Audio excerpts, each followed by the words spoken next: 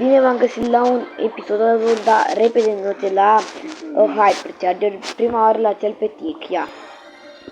Ok, ia s-a super.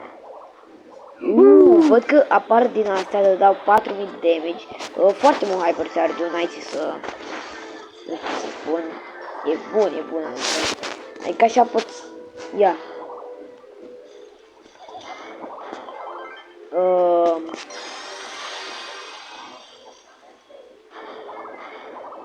Frumos Hypercharge.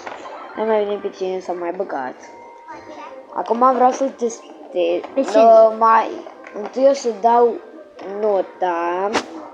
Chiar o să-i dau nota 8, pentru că tic e așa mai slab. Și da.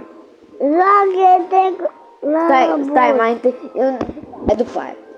Acum vreau să-l iau acesta pe max. Dă să mă duc la max. Să văd cum e acest Hypercharge. Oare cum o să fie alunită? Oare sparge pereții? Vreau să văd după aia și alunit, dar le vedem pe toate oricum. Da, ia de sus. Da, ia. Ok. Văd că cred că alerg mai repede, nu știu. Și alergă fără Hypercharge. Alerg repede. Da, cred că alerg mai repede, dar nu.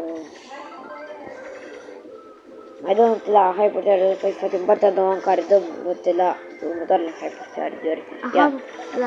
Deci, trec așa pe aici.